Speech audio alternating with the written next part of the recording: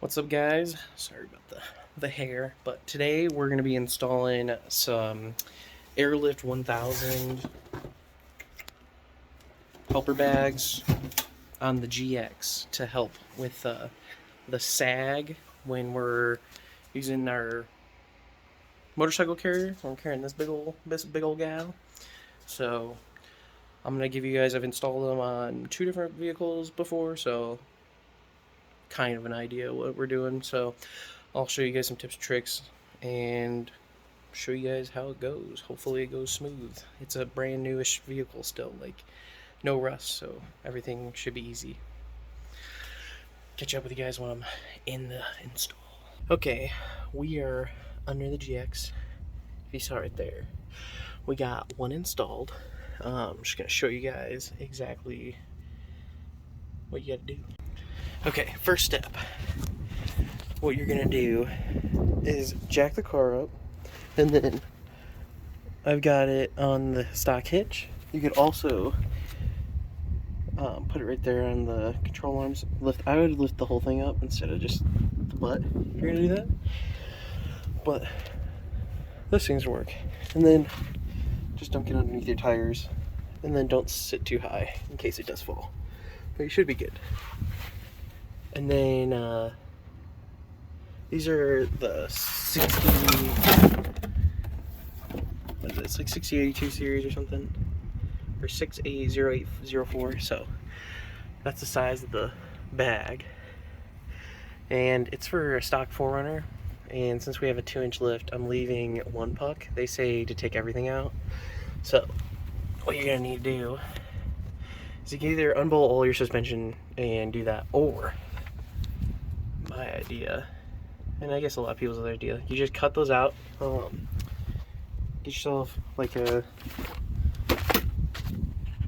here it's a little Harbor Freight blade. It's like their 12-inch or whatever. And then you just fish that up in there, and then you just cut right between the nubs. And then you can see right there where one of them cuts off. You gotta cut each one at a time, because especially with these coils, they're so tight, the clearances, if you cut all 3 off, you won't be able to get it out, and then it'll be even more pain. So I'll start cutting these off, see if I can get a shot of that.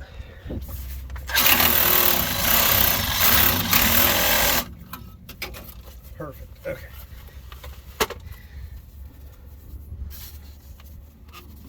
We got 1 and 2. These are super handy for random things around the garage. And now the last one is the hardest one. Okay, this is where it gets a little bit difficult.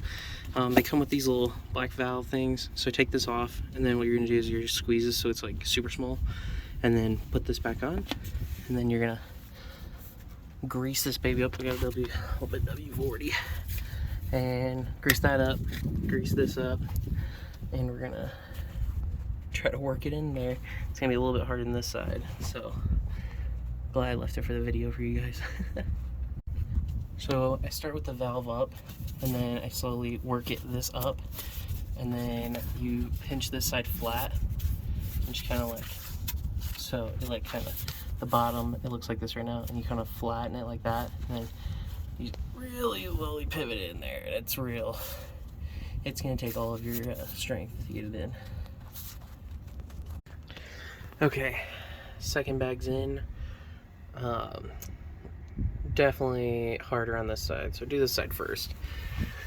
But you can already see where, so there's a hole already in the spring bucket, so you can see my line right there. I fed it through the top, and then we'll put one of the clips on that comes in here on that hose, and then it'll go onto the little valve right there. And you want to have just enough out, because once like you're going, the whole spring will kind of sit like a little bit off, but it's going to kind of hug inside this coil, so you don't want it like sitting right up on that. But I'm going to try to get it so it stays up there, but usually you still just want to have like enough extra space so that it's not going to yank out that connection. So that's good. And then I'm running it back over along the frame, come around here, I'm gonna go along this cross member, and then I think I'm gonna hit a Y, the T right here, so they come together. And then probably put her like connection right here so I can just air up. But let me get some stuff routed and I'll show you guys what it looks like. Okay, got all of the air ran, and should kind of show you guys. So ran it over there. He's a little body mount. Came over. I already got my lights there, so there's your Y. And then went back up over there, and back there. So right now, I got my compressor hooked up, and we're gonna see if we're holding pressure. So far, it's been 2 minutes. We're right at 30. What is it? 32, 31. And then we're gonna leave this system for a little bit, see if we got any leaks, and then we'll finalize, make stuff look a little bit prettier.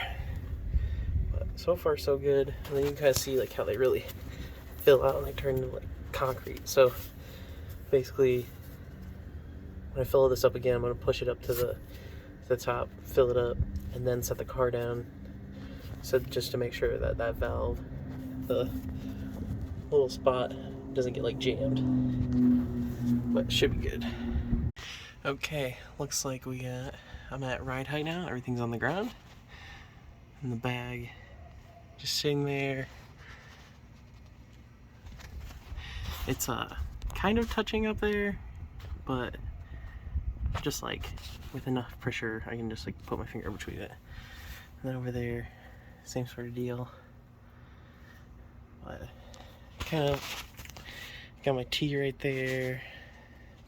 And then for now, since I'm still testing to make sure that it's not leaking, I just got the little valve right here.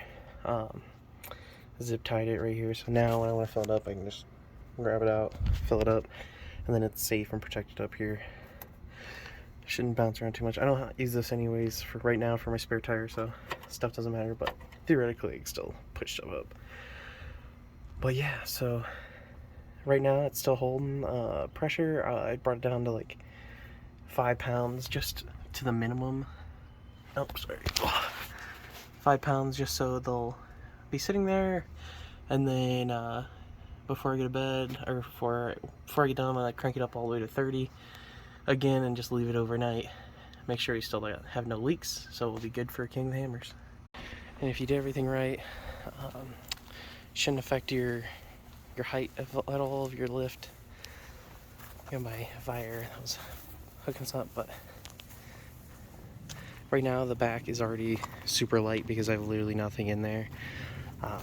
Normally it sits about just a 1/4 inch above the front when I've got full gear in there, but then when I had the motorcycle on the back, it was whoosh, squat, so sitting on bumps. So it didn't affect our lift at all, so that's good. If it affects your lift, then you need to cut more out of your bump stops for sure, but I'm going to do some testing to make sure that we haven't limited too much of our travel for flexing out and stuff. If you guys liked that video, I would really appreciate you guys subscribe, comment, making a bunch of more videos and stuff, so stay tuned. Also stay tuned for the King of the Hammers content. It's going to be a ton. It's going to be fun. See you guys.